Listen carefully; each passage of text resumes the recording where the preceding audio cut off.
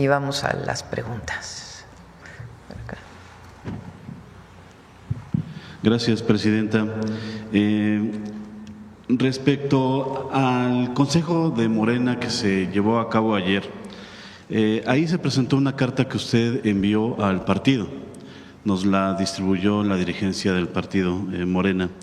Ahí hay dos temas que a mí me llaman mucho la atención porque son recurrentes respecto a un consejo que se llevó a cabo más o menos hace un año. Ahí hubo una carta también del expresidente López Obrador, que se dio un resumen también en esa ocasión, usted estuvo presente. Hay dos temas que a mí me llaman la atención. Una, se pide que a la militancia que cuiden al partido para que Morena no se convierta en un partido de Estado.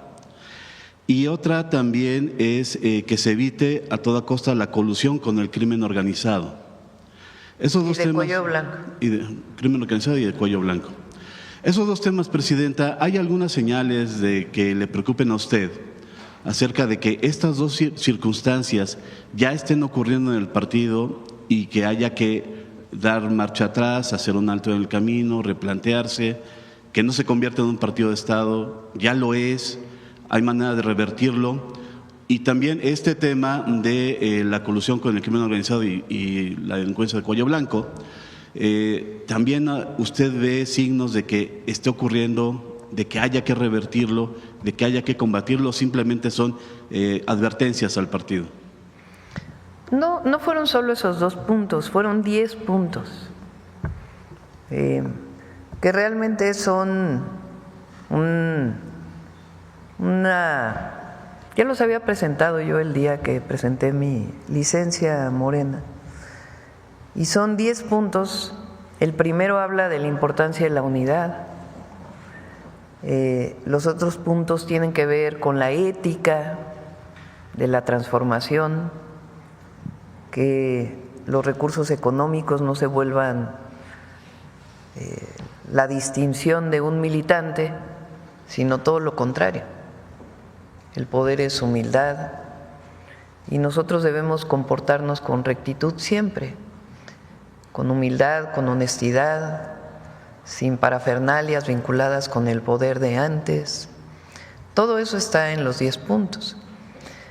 Los otros 2 puntos tienen que ver pues con la historia de México y lo que fue el PRI durante tantos años en nuestro país. No hay nada que se parezca de Morena a aquello, porque el PRI era un partido corporativo, es decir, las organizaciones obreras, las organizaciones empresariales, campesinas, participaban como tales en el partido de Estado. En este caso no, Morena tiene una afiliación individual, pero de todas maneras es importante por la historia de México ponerlo en los puntos y decir, no caigamos en lo que fue una historia en nuestro país que no fue buena. Y la otra pues es parte de las orientaciones, no hay nada que pueda vincular al partido Morena a ninguna situación de vínculo con la delincuencia, sino sencillamente es un elemento sustantivo que debemos de tomar en cuenta siempre. Ok, gracias. En una nota que traemos publicada en imagen en Excelsior, hacemos hincapié en cómo el hecho que ocurrió en Chalco con la señora que pues asesinó a 2 personas defendiendo una casa que presuntamente estaba invadida. Se destapa también un tema de invasión de casas muy fuerte en el Estado de México. Ahí participan en esta red de delincuencia diversas organizaciones criminales que están bien identificadas, la Unión Tepito, los 300, la Choquiza, sindicatos incluso, y sobre todo en los municipios del oriente del Estado de México. Quisiera… si usted durante la presentación que hicieron ayer del programa de rescate en la zona oriente del Estado de México, se habló acerca de rescatar también vivienda, de hacer quitas con el Infonavit, con el Fobiste, reestructurar créditos, pero no se habló de este tema, presidenta. ¿Se tiene algún diagnóstico de la gravedad del tema de la invasión de casas en los bloques de casas de los que usted ha hecho referencia en muchas ocasiones, casas que quedaron abandonadas, que han sido invadidas y que se requiera pues una acción de gobierno para devolverlas a sus dueños originales? No sé si ya lo presentó aquí el Infonavit, sino para que se presente en la próxima conferencia que tiene que ver con vivienda. Probablemente vengan mañana. Les informo de una vez, paréntesis, que la conferencia de seguridad la vamos a pasar para el jueves, porque estamos esperando que se cierren todos los datos de abril. Recuerden que hay unos días en que se consolidan, se concilian los datos con las fiscalías estatales y queremos presentar el cierre de abril, entonces va para el jueves y probablemente mañana presentemos vivienda. Se estima que hay más de 600,000 viviendas abandonadas o ocupadas de manera irregular en el país, imagínense. ¿De qué viviendas estamos hablando? Viviendas que se construyeron principalmente en el periodo de Fox y de Calderón, en donde las viviendas del Infonavit eran en realidad negocios privados, no representaban la necesidad o el acceso a una necesidad de las y los trabajadores. Se construyeron muchas viviendas alejadas de los centros urbanos, algunas de 35 metros cuadrados, han encontrado algunas de 10 metros cuadrados, sin servicios, sin cercanía a las poblaciones. El trabajador accedía a un crédito que ya sabemos cómo era, donde cada vez el crédito aumentaba más en vez de disminuir conforme se iba pagando. Y además nunca podían habitar la casa porque o no tenía servicios o estaba muy lejos o de plano nunca se construyó. Pero hay más de 600,000 viviendas en estas condiciones. ¿Qué estamos haciendo? Primero, un censo. Se está realizando en este momento entre el Infonavit, la SEDATU y Bienestar un censo, porque se tienen las direcciones de todas esas viviendas construidas con el Infonavit, para ver en qué situación está la vivienda, si está ocupada por la persona que pagó su crédito, si está ocupada por otra persona o si está abandonada y en qué condiciones está en la vivienda. A partir de ahí vamos a hacer un programa, sea de regularización. Por supuesto, quien no puede habitar su vivienda pues no puede pagar su crédito, y ver qué vamos a hacer con estas viviendas. Entonces, en este momento estamos en el censo.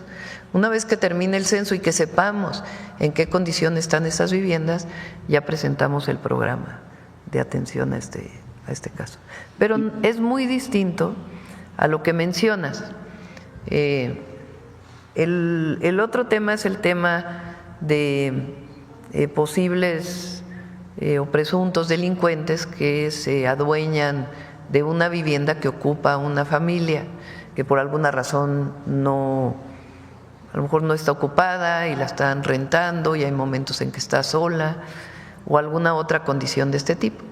Eso en particular en el Estado de México lo está viendo la Fiscalía del Estado de México con apoyo del Gabinete de Seguridad, que fue pues el caso muy sonado que también lo está viendo la Fiscalía.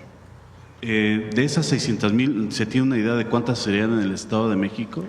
No si hay. quieren, esperamos a que lo presente ya el Infonavit, el programa, junto con Edna Vega, la secretaria de SEDATU, para que puedan conocer exactamente todos los que nos escuchan en qué condición están las viviendas, qué es lo que va a pasar con el censo y qué se está previniendo. Y más allá de conocer el número de las que están invadidas, ¿alguna acción de gobierno en contra de estos grupos de la delincuencia organizada que sí están invadiendo? Eso tiene que verse con las fiscalías, porque es distinto el caso de las 600,000 viviendas, porque no necesariamente es un delincuente que fue y ocupó una vivienda, sino una persona con necesidad de vivienda o una familia que lo ocupó.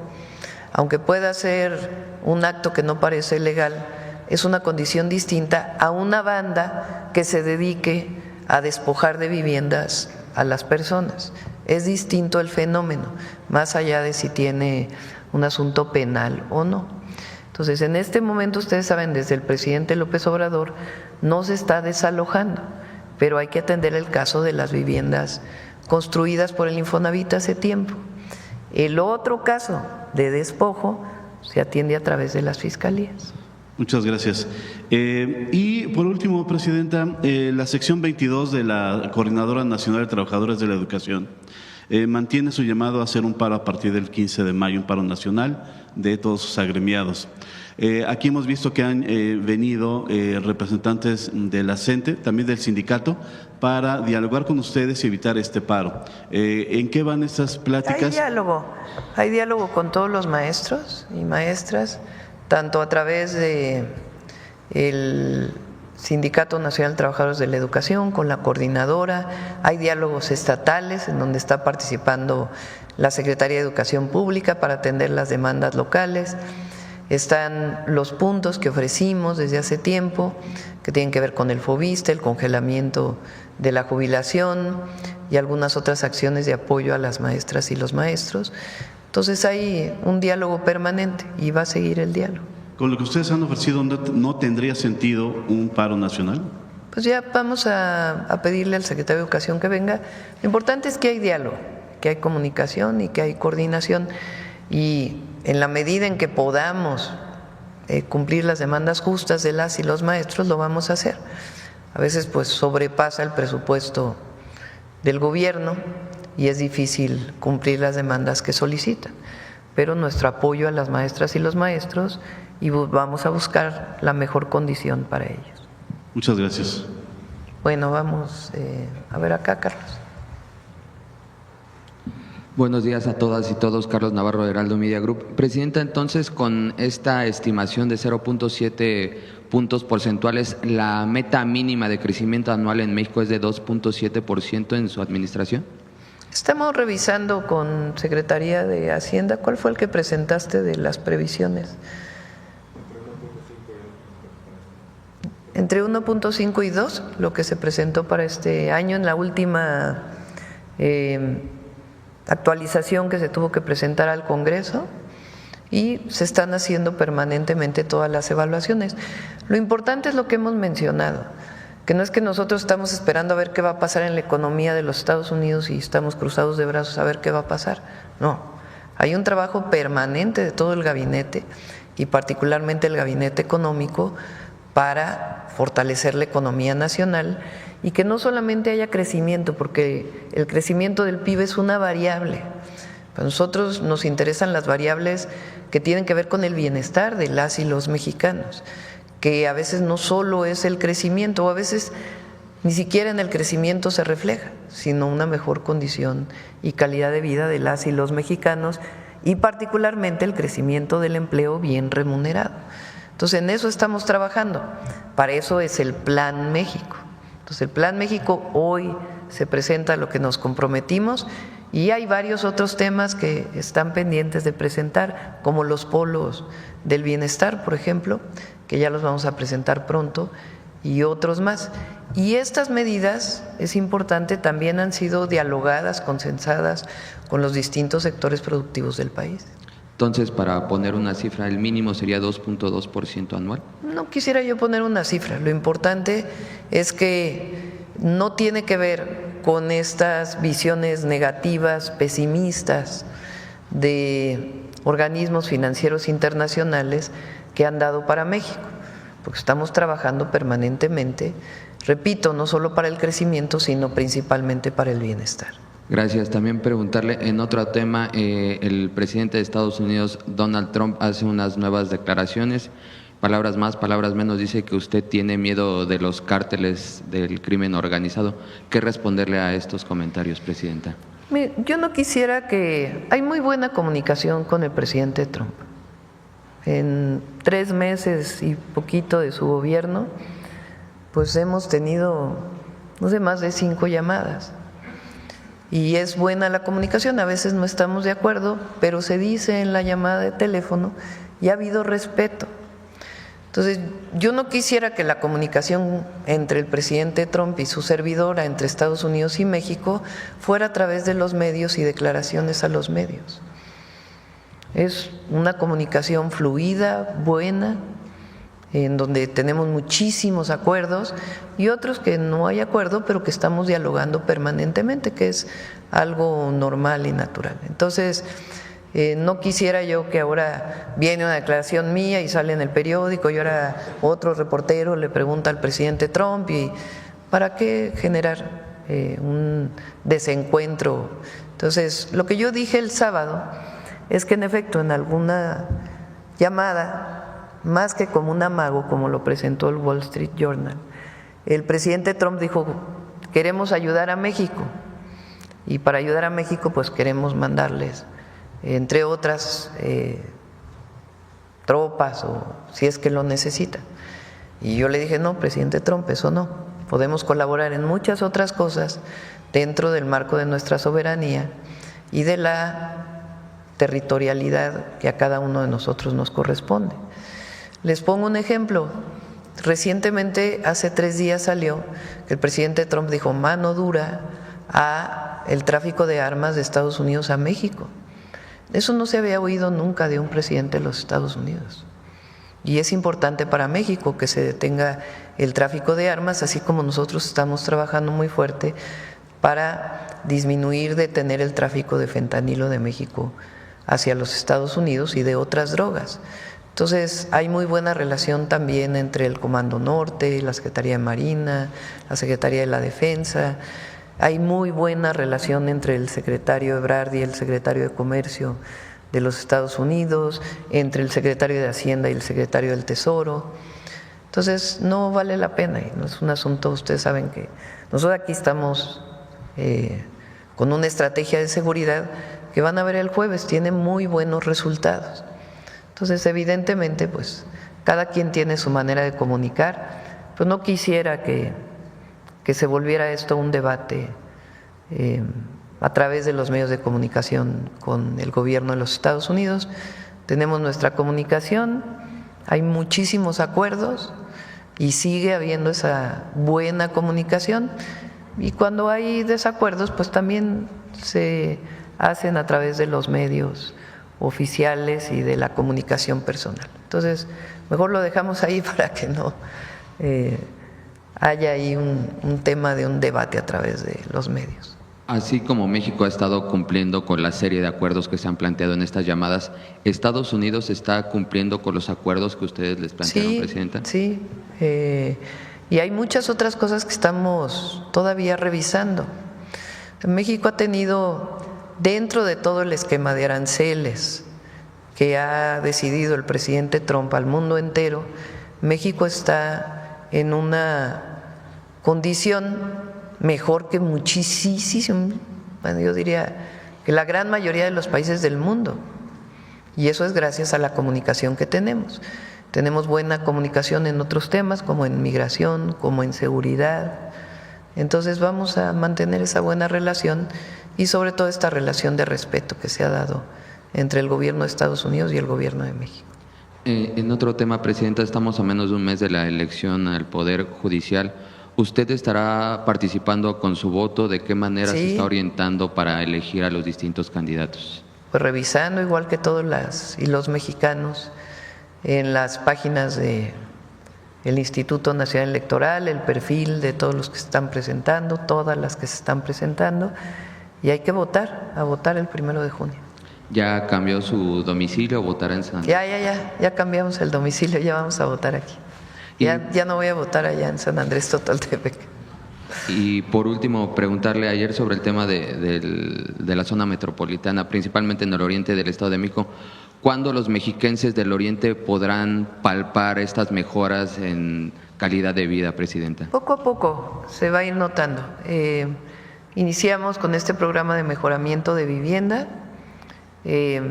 Este año vamos a hacer una inversión muy importante de más de 3,000 millones de pesos para acceso a agua potable en todo el Estado de México y la ciudad, pero particularmente en el oriente. Por decirles algo, en el tiempo que llevamos, se han rehabilitado prácticamente todos los pozos de Ecatepec que estaban cerrados.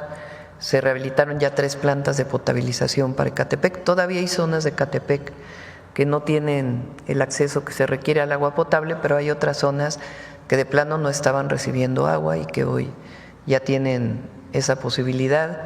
y así como Ecatepec para muchas otras, para los 10 municipios donde estamos trabajando.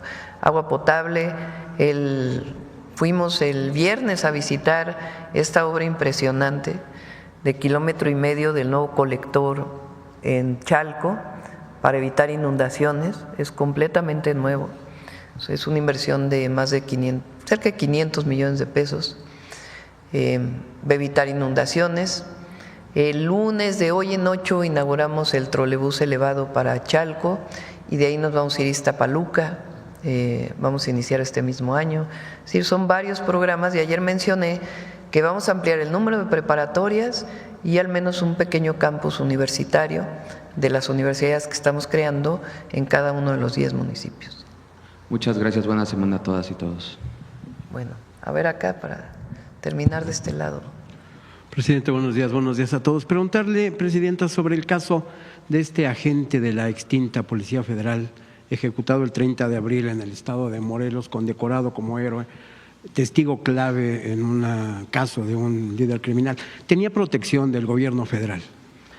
Si les parece que el jueves lo informen con todo detalle el Gabinete de Seguridad, lo hemos visto en el gabinete, pero me gustaría que lo informara directamente el secretario García Harfuch. Y en temas también de seguridad, preguntarle sobre el caso del rancho Izaguirre del estado de Jalisco. Este fin de semana fue detenido el presidente municipal de Teuchitlán. ¿Qué le informó su gabinete de seguridad? Pues el caso lo está llevando la Fiscalía General de la República. Como ustedes saben, nosotros pedimos que la Fiscalía trajera el caso y pues más bien es el fiscal quien tiene que informar pues cuáles son las pruebas de este vínculo delincuencial del presidente municipal. Él lleva ya en la presidencia o llevaba ya en la presidencia municipal, fue reelecto, o sea, lleva más de este año, que es cuando entraron los presidentes municipales de Jalisco.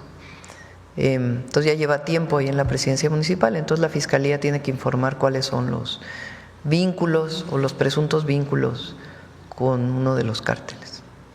¿Va a escalar esta investigación lo que le hayan comentado hoy en la mañana al representante del fiscal? Fiscal? Que informe el fiscal. Lo importante, quiero mencionarlo, el grupo de buscadoras que entró por primera vez al rancho Teuchitlán, en Teuchitlán, Izaguirre en Teuchitlán, me escribió una carta después de la conferencia de prensa del fiscal. Le pedí a la secretaria de Gobernación que pudiera haber por lo menos un llamado del fiscal con este grupo de buscadores, de buscadoras, Guerreros se llama, creo, ¿verdad? Guerreros buscadores.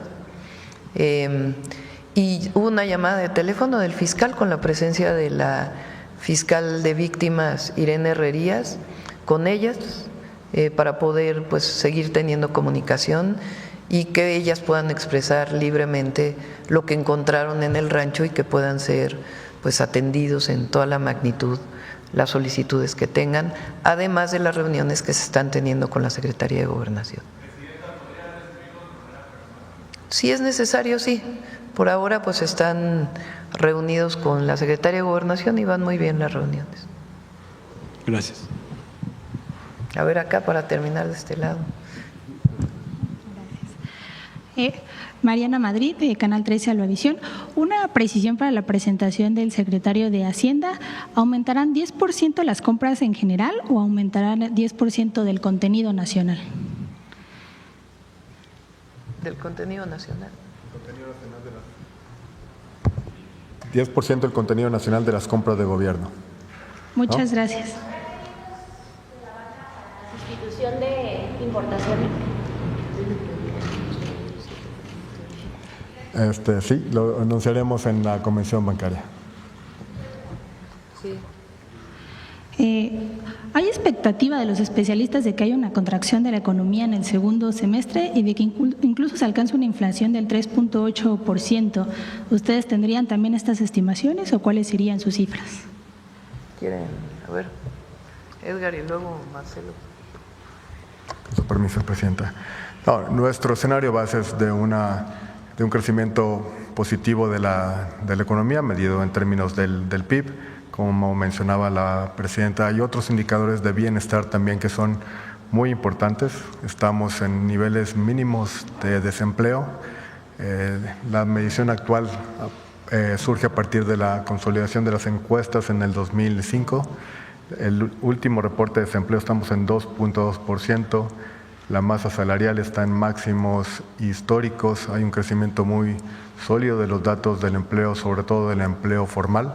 Entonces, si nos atenemos incluso a la variable más, digamos, tradicional, que es el crecimiento del PIB, nuestro escenario base sigue siendo de crecimiento positivo en el trimestre y en el año. Basado en lo que mencionábamos, hay una base de crecimiento muy sólida y esta estrategia lo que busca justamente es aumentar el gasto interno y la inversión.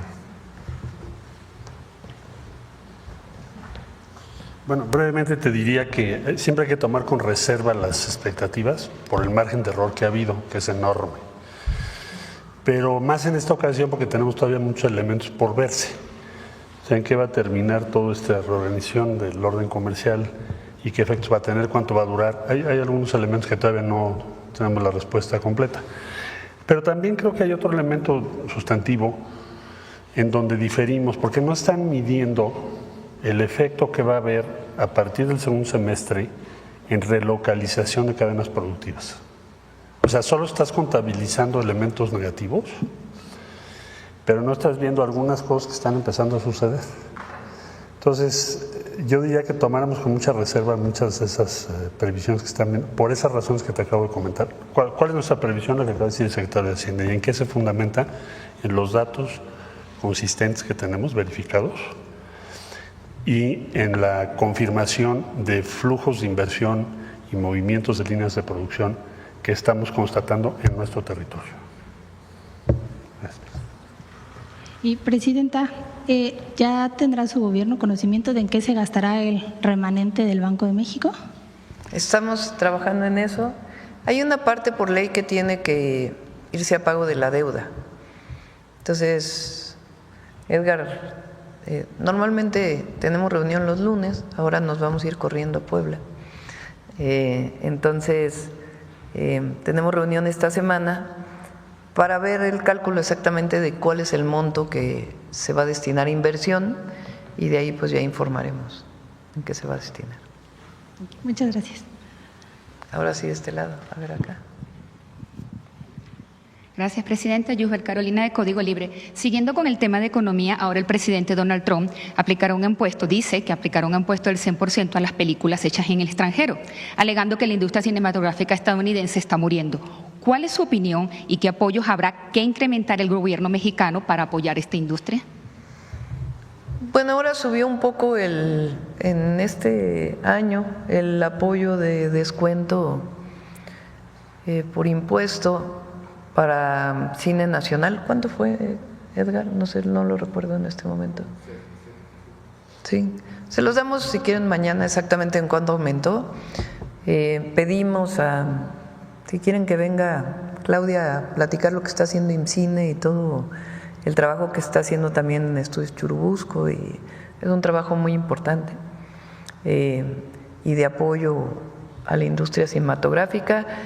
Y vamos a seguir conforme avance el sexenio también apoyando más.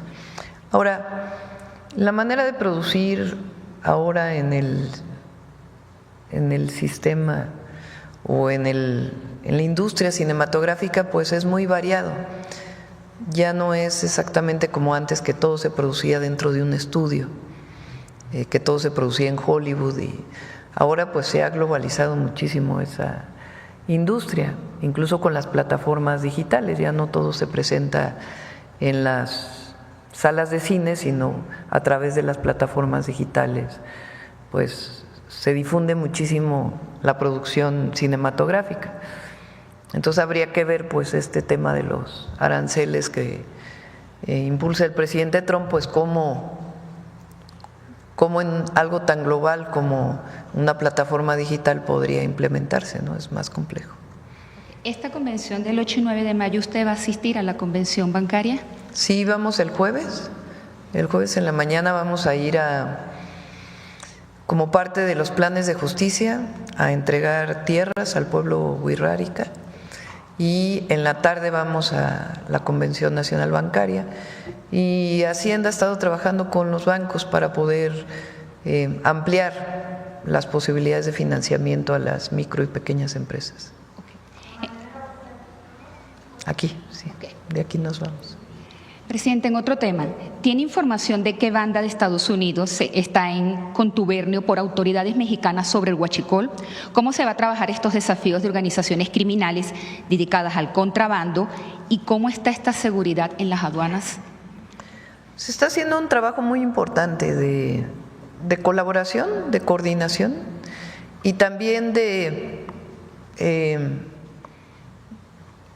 pues de atención al fenómeno del huachicol. Yo quisiera esperar a que se presentara completo antes de adelantarlo. Tiene que ver con entrada de combustibles a través de puertos y fronteras, que algunos ya se mencionaron en su momento, se dio la noticia, cómo fue este vínculo, cómo es que se dio, etcétera, etcétera. Y hay mucha coordinación con las distintas instituciones del gobierno de los Estados Unidos. Entonces ya en su momento vamos a presentarlo completo, en este momento pues está en proceso de investigación. Y haciendo otro énfasis en la Carta Morena, de último momento la dirigencia borró la orden de suspender cualquier indicio de proselitismo. ¿A qué se debió este cambio? ¿Usted sabía por qué esto quedó afuera? No, pues ni fui ni debo ir al Consejo de Morena. Yo lo único que hice fue enviar una carta con mis opiniones para ser tomadas en cuenta, pero ya lo que ocurre en Morena pues ya es un asunto del propio Consejo y de la propia dirigencia de Morena, ya no es un asunto de la presidenta y ellos lo tienen que informar. De que se haya quedado fuera Ya última hora. Ya no me corresponde opinar en eso. Y por último, en estos días en la conferencia del Episcopado Mexicano que se llevó a cabo del 28 de abril, ellos tienen un temor que la reforma no pueda ser efectiva con todo esto que esperan por los mismos servidores públicos de que caigan en manos del narco. ¿Cómo? Durante la conferencia del Episcopado Mexicano que se llevó a cabo el 28 de abril, expresaron su temor respecto de que tras las elecciones del 1 de junio quede en manos del crimen organizado y temen de que la reforma quede en manos de ellos. ¿Y qué le contesta usted a ellos? No va a ser así. No ocurrirá de esa manera. Pero fíjense que el jueves vamos a presentar, porque ayer hubo otra liberación muy grave. Sí vamos a presentar cuántas liberaciones desde que entramos al gobierno han hecho los jueces, vinculados con delincuencia organizada, que son muy graves. Entonces sí sería bueno para todos aquellos que dicen que no debe haber elección del Poder Judicial. ¿Qué opinan de lo que pasa? De jueces que impunemente liberan a delincuentes cuando hay pruebas suficientes de su participación, porque eso es justamente lo que queremos cambiar, que haya un Poder Judicial que responda a la justicia. Entonces, hoy está ocurriendo que hay jueces, sea por comisión, por omisión o por otra razón, pero están liberando, ya déjense delincuentes de cuello blanco, delincuentes vinculados con la delincuencia organizada o que dan amparos sin justificación. Que hace 2 años. Ya yo creo que eso ya pasó, ¿no? Ya hablamos de ¿Qué delincuente fue el que soltaron? Cedillo, y la gente está contenta con la elección al Poder Judicial y es una manera muy democrática de sanear el Poder Judicial, de sanearlo, de acabar con esta nepotismo, corrupción y estos jueces que impunemente liberan delincuentes de la delincuencia organizada, porque la gente demanda seguridad, paz, y evidentemente el Poder Ejecutivo tiene un papel fundamental, la Fiscalía tiene un papel fundamental en este proceso, pero los jueces también. Entonces, ¿qué dice, por ejemplo, estas organizaciones que están preocupadas por la elección de lo que está pasando ahora? Y en la elección no va a salir bien, la elección va a salir bien y la gente va a participar. ¿A qué delincuentes soltaron, presidente? Usted dice que ayer... Ya el jueves van a dar toda la información. Gracias. A ver acá, vámonos así en escalerita. Muchas gracias, presidenta. Buenos días a todas y todos. Quisiera preguntar o conocer su opinión, presidenta, sobre el anuncio de la Oficina de Naciones Unidas para los Refugiados, que dijo pues que va a estar cerrando o estaría cerrando al menos 4 oficinas en México. ¿Eso tendría algún impacto en la atención a los migrantes en nuestro país, sobre todo en la zona del sur? Pues hay buena coordinación con ellos, con ACNUR, hay muy buena coordinación y pues aun cuando no tengan estas oficinas vamos a seguir con esta coordinación y de todas maneras hay atención por parte del Gobierno de México. ¿Se tiene el dato de cuántos son los migrantes que hoy están o que permanecen en México? Se los damos si quieren mañana, a ver si mañana va la información. Vamos a dar la información si gustan de los repatriados desde la entrada del presidente Trump, de qué nacionalidades, bueno, repatriados son mexicanos obviamente, y otras nacionalidades que han llegado a México, y también de cuántos estimamos que permanecen en nuestro país y en dónde. Muchas gracias, presidenta. En otro tema quisiera preguntarle sobre, digamos, si ya se tienen detalles de cómo será el proceso para entregar el agua a los Estados Unidos en el marco de este acuerdo y pues digamos de lo que se anunció hace algunos días, cómo, de dónde van a salir o de dónde se tomará el agua para entregársela a los Estados Unidos. A ver, primero porque dicen que por temor a aranceles estamos entregando, nada que ver. Es parte del acuerdo de 1944. Estados Unidos entrega agua por el Colorado y nosotros entregamos por el Bravo. En los últimos años, debido a la sequía, México había disminuido las entregas, producto de la sequía. Entonces, lo que hubo fue un trabajo muy bueno, porque fue un trabajo técnico, en donde el gobierno de los Estados Unidos y el gobierno de México, a través de la instancia que es SILA, con los técnicos de Comisión Nacional del Agua, con la coordinación con los gobiernos estatales y de su lado, de igual forma, se sentaron a ver cuánta agua está disponible, cuánto se puede entregar ahora que no afecte a México, cuándo nos tenemos que volver a reunir para ver, de acuerdo a la temporada de lluvias, cuánta agua adicional se puede entregar después de la temporada. Entonces, a partir de ahí, de ese trabajo muy técnico, pues se definieron cuáles son las entregas que se tienen que dar y en dónde. Entonces, fue un acuerdo vinculado con el Tratado de 1944. Entonces, y ya los detalles fueron publicados en un comunicado por parte de Relaciones Exteriores y también por parte del gobierno de los Estados Unidos. En este caso se involucró también la Secretaría de Agricultura, la Secretaría de Agricultura del gobierno de los Estados Unidos y el secretario Verde, y fue un trabajo muy técnico, la verdad, bien elaborado y que no pone en riesgo, pues, obviamente las entregas al consumo humano y también las medidas que se van a tomar en caso de que no haya suficiente agua para todos los agricultores de apoyo. Y aprovechando, no por la entrega, sino por la propia sequía. Claro.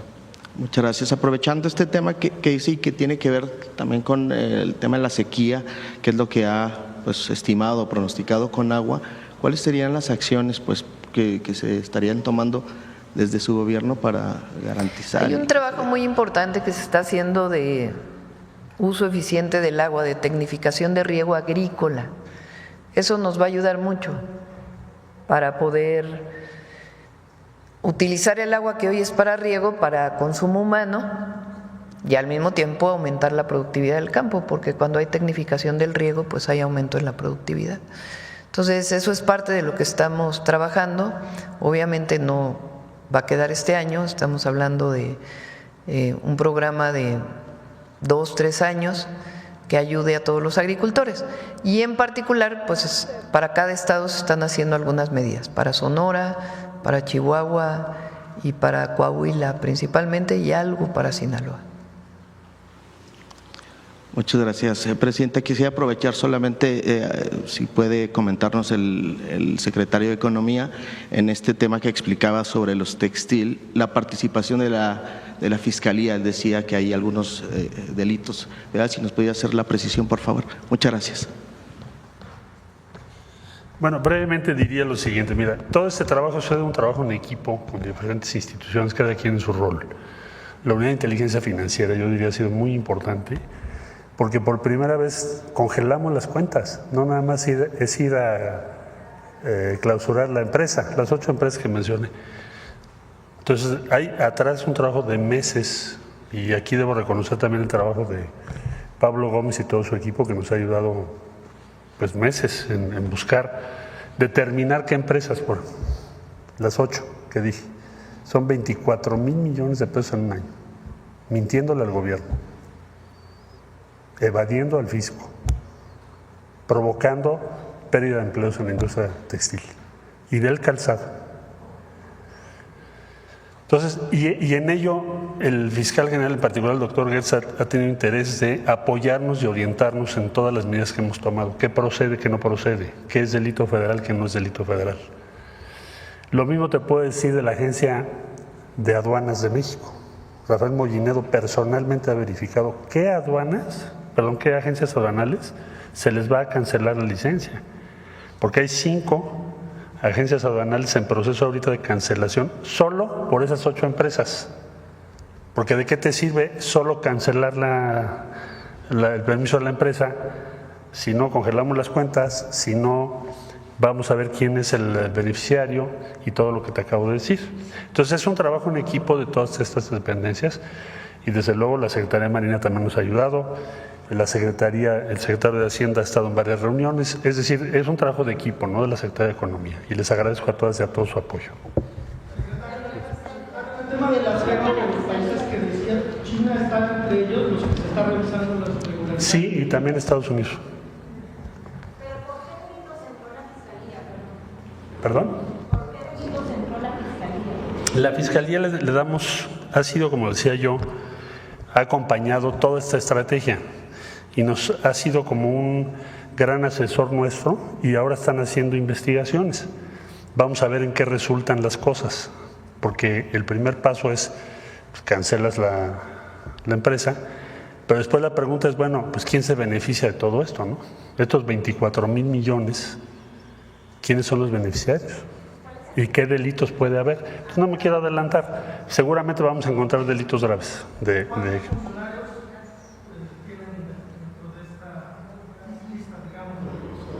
No, el equipo que nos está ayudando es Unidad de Inteligencia Financiera de la Secretaría de Hacienda y Crédito Público, es la Fiscalía General de la República en su área de competencia, los gobiernos de los estados. Baja California nos ha estado apoyando, Jalisco, Aguascalientes, varias entidades federales. Usted mencionaba que son 8 empresas, pero también deben de haber... Son 8 empresas a las que les cancelamos, 5 son empresas que importan temporalmente, mintiendo, textiles, y 3 calzado.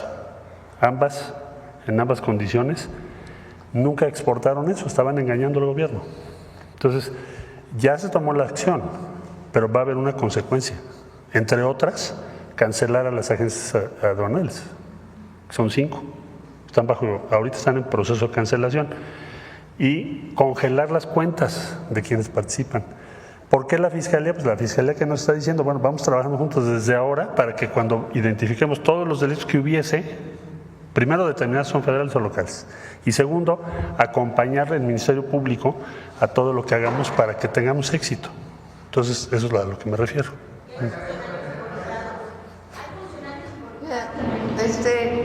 A ver, yo creo que es importante que se vea por qué esta revisión que se hace. Hay un mecanismo que se llama IMEX, que lo pueden obtener distintas empresas cuyo objetivo fundamental es la exportación. Entonces, por ejemplo, si se importa la industria de la maquila, que importa muchísimo de Estados Unidos, fabrica en México y luego todo lo exporta. Esas industrias no pagan IVA,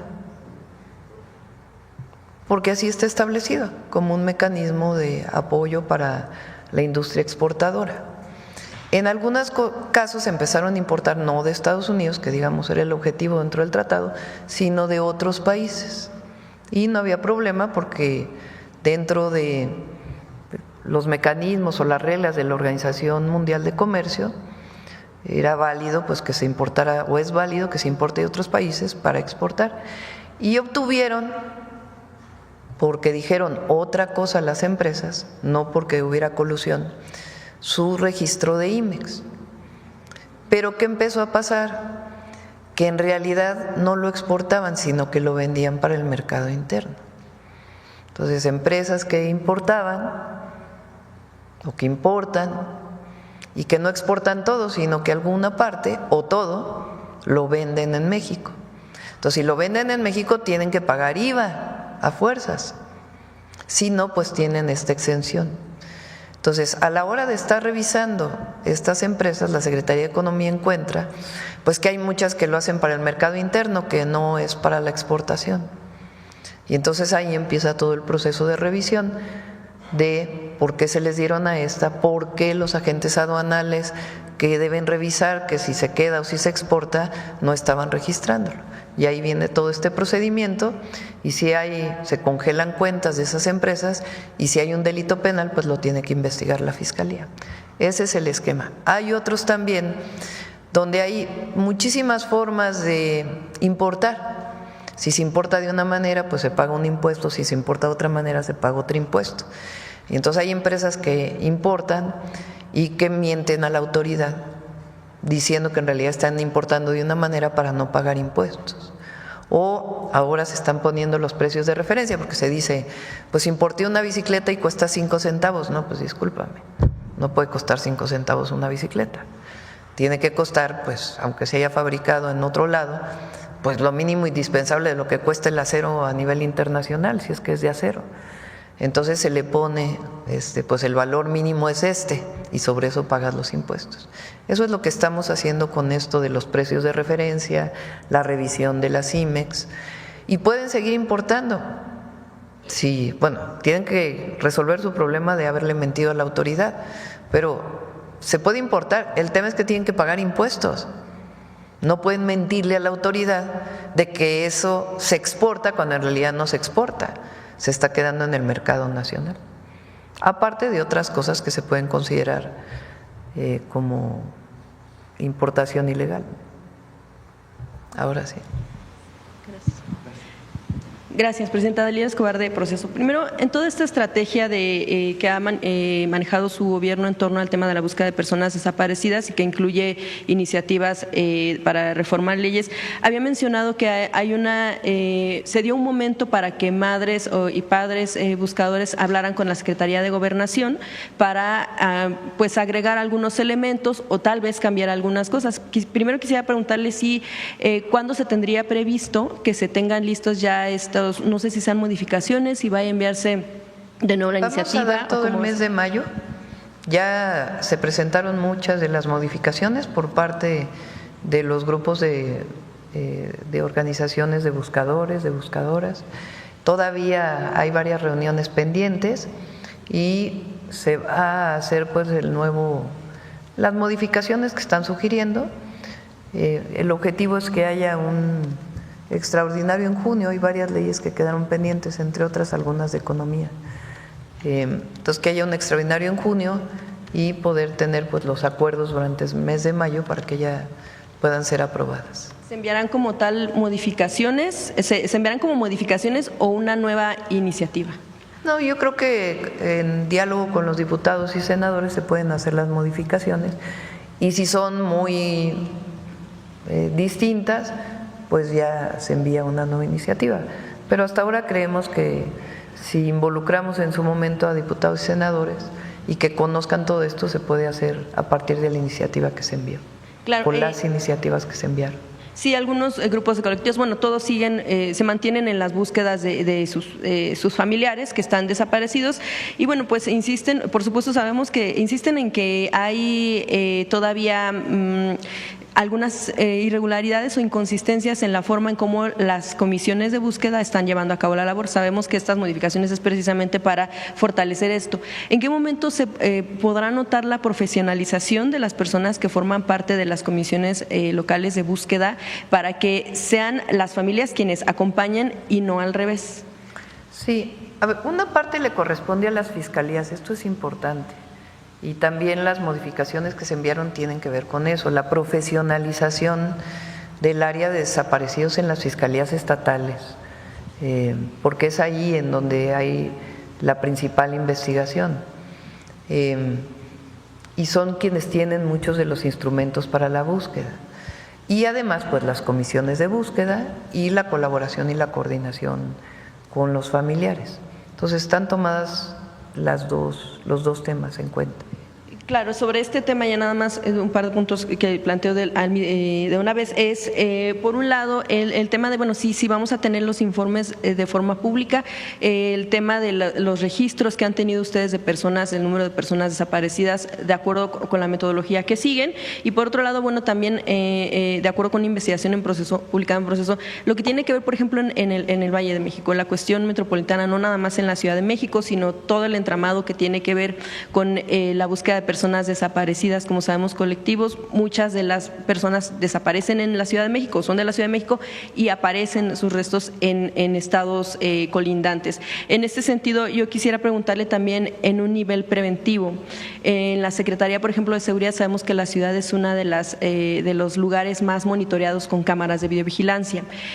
Saber si se tiene también contemplado un análisis o una revisión de lo que hay en estos centros de monitoreo para saber si hay el personal suficiente para revisar, por ejemplo, zonas boscosas en la Ciudad de México, por ejemplo, Tlalpan, Álvaro Obregón, donde pueden darse las desapariciones y tal vez de manera preventiva puedan evitarse, o sea, no llegar como a la parte ya de buscarlas cuando no se les encuentra. Si se hará esta revisión, por ejemplo, en la capital del país, en otros estados, del número de personal necesario para monitoreo por sectores, de si las cámaras todas sirven, si los equipos en los propios centros de monitoreo también están en funciones. Esos dos aspectos, una de manera preventiva y la otra los informes. Bueno, Clara presentó hace unos días, Clara Brugada, la jefa de gobierno, una serie de medidas que ha estado trabajando también con los colectivos de familiares de buscadores. Son buenos puntos y acuerdos que se tomaron.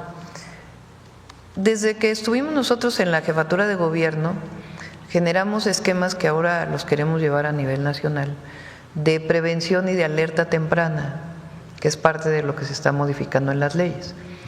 Que en cuanto se reporte a una persona, pues de inmediato haya todas las alertas a nivel nacional para poderla encontrar en su momento. También estamos planteando la diferencia entre personas no localizadas y personas desaparecidas, que es algo también importante. Entonces, todo esto está planteado en las iniciativas que enviamos y ahora revisión de los colectivos para que se puedan mejorar. Bien, Presidenta, gracias. En otro tema, es un asunto que está pendiente todavía, que tiene que ver con Cuauhtémoc Blanco, el diputado, el exgobernador de Morelos, no solo ya relacionado con el tema del delito que se le acusa por violación en grado de tentativa, que está en investigación, sino también por otros elementos que tienen que ver con quejas presentadas ante la Comisión Estatal de Derechos Humanos y ante incluso la Fiscalía Anticorrupción, que tienen que ver, por ejemplo, en uno de los casos con la muerte de 8 adultos mayores en un albergue que, de acuerdo con las quejas y también con alguna denuncia, se dio por omisión de cuidados. Esto derivado de un supuesto plan de austeridad, según se acusan en estas quejas y también denuncias, y también algunas que apuntan hacia manejos irregulares en adquisición de medicamentos para suministrarlo en este tipo de centros. También, por ejemplo, se ha acusado el uso de la Casa de Gobierno para fiestas familiares, para fiestas a lo mejor no tan familiares, también de amigos, con cargo al erario, entre otros hechos que ya ha declarado un ex colaborador, Gerardo Becerra, ex asesor de anticorrupción, y que se han presentado estas denuncias. Yo quisiera preguntar, en el marco precisamente de estas sugerencias que hace usted como presidenta de la República y como militante con licencia al Consejo de Morena, ¿cómo es que tal vez un exgobernador sigue siendo un representante del pueblo, un legislador, teniendo este tipo de investigaciones, algunas pendientes, que de hecho, por cierto, una recomendación de la Comisión de Derechos Estatal por el tema del albergue no fue aceptada por el exgobernador en su momento? Yo quisiera preguntarle en ese sentido cómo se debiera manejar ese tipo de situaciones ante hechos que todavía no están resueltos, pero que sigue estando en representación. Tú misma lo comentaste, ¿no? Son hechos no resueltos. O sea, todo el mundo es inocente hasta que se demuestre lo contrario, así es la ley en nuestro país. Entonces, hay estas presuntas acusaciones o estas acusaciones, pues que tiene que resolver la Fiscalía del Estado en todo caso. Y en su momento, pues ya tomará, más allá, pues primero tiene que ver con lo penal, si es que la Fiscalía está investigando, o con lo administrativo, si es un asunto administrativo, y en todo caso, pues ya después se verá la parte política, ¿no? Pero primero pues tiene que demostrarse. No sería necesario separarlo de la representación que tiene. Pues es una decisión que tiene que tomar la Comisión de Honestidad y Justicia, ¿no? Y en general, frente a cualquier investigación, pues primero es que se haga la investigación, ¿no? Gracias, presidenta. En otro tema, hace unos días se cumplieron 13 años del asesinato de Regina Martínez, corresponsal de Proceso en Veracruz. Es un caso que se mantiene pues cerrado, aunque no resuelto.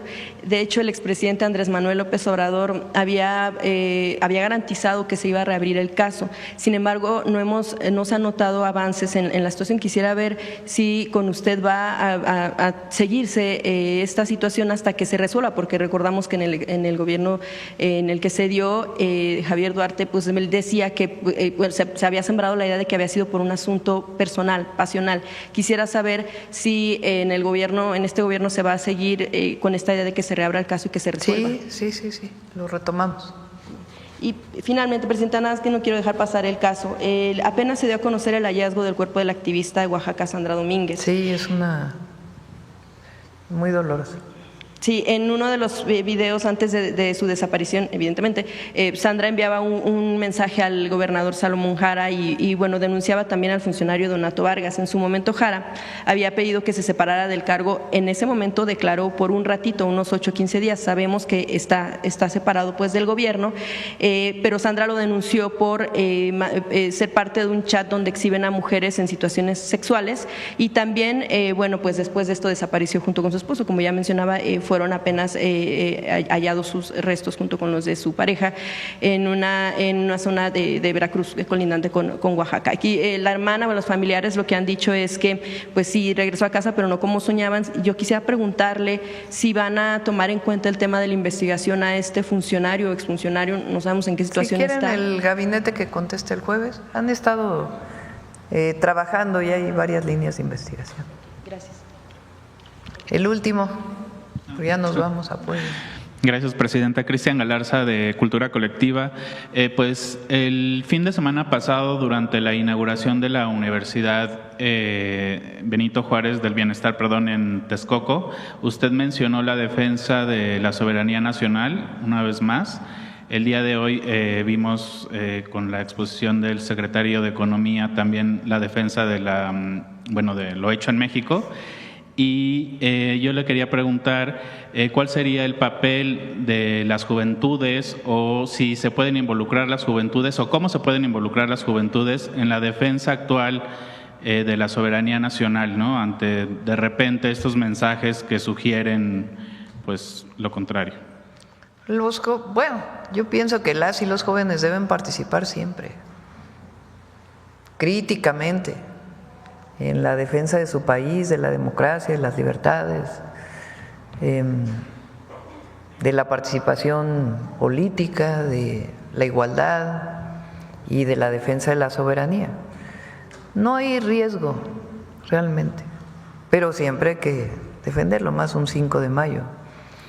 Y siempre hay que defender la soberanía. No, México le ha costado mucho su independencia y ha habido periodos en la historia reciente donde se ha abierto más la posibilidad de participación.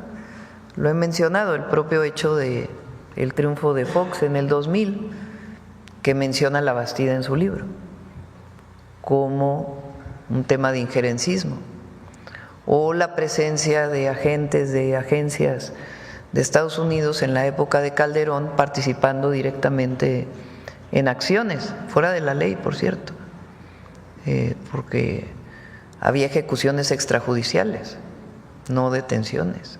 Eso marcó la guerra contra el narco y por eso la violencia que se generó, entre otras razones. Entonces, no, nosotros colaboración, coordinación sin subordinación. Y la mejor manera es conocer la historia de México, las virtudes del general Zaragoza y lo que representa el 5 de mayo en la historia. Aunque después vino la intervención francesa, pero tardaron un año más después de la batalla del 5 de mayo para poder entrar a la Ciudad de México y tuvieron que traer 5 veces las tropas que estaban en México, Napoleón. Entonces hay que conocer la historia para no olvidar esos momentos y saber siempre defender a la patria en cualquier momento. Igual, durante ese evento pues nos enteramos o se nos informó de las carreras que van a estar, digamos, en este nuevo plantel, que es Medicina Integral y Salud Comunitaria, así como Ingeniería Civil e Ingeniería Electromecánica.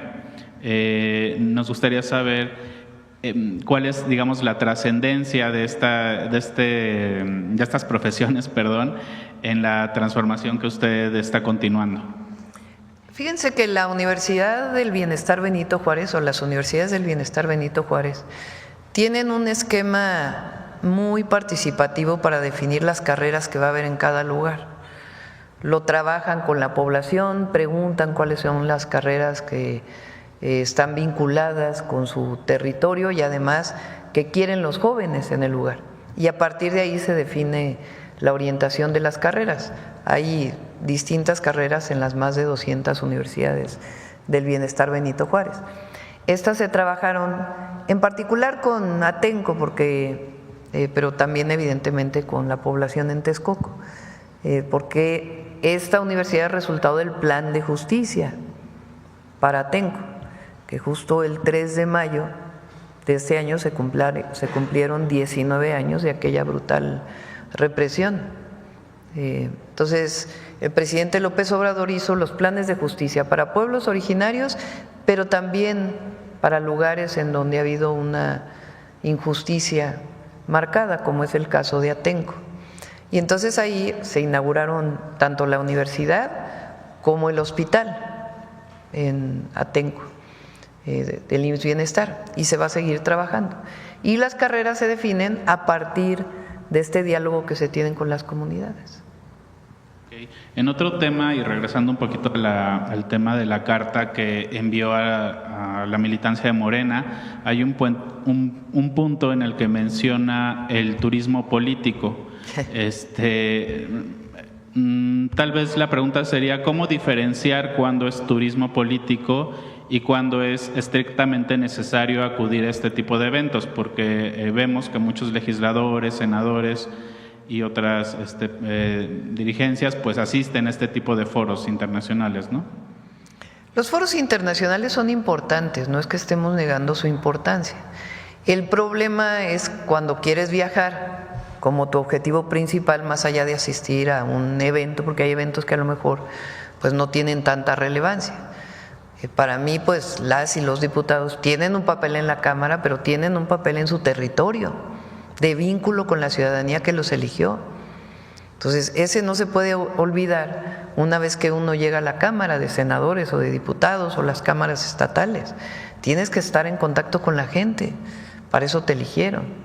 Entonces, no es que esté ocurriendo, pero hay que prevenirlo. de que el objetivo sea viajar, no sea asistir a un evento que tiene importancia para nuestro país. Y bueno, finalmente el 17 de mayo se conmemora el Día Nacional de la Lucha contra la Homofobia. Yo quisiera saber si en ese sentido usted tiene contemplada alguna política pública o el impulso de alguna iniciativa, de alguna reforma en ese sentido.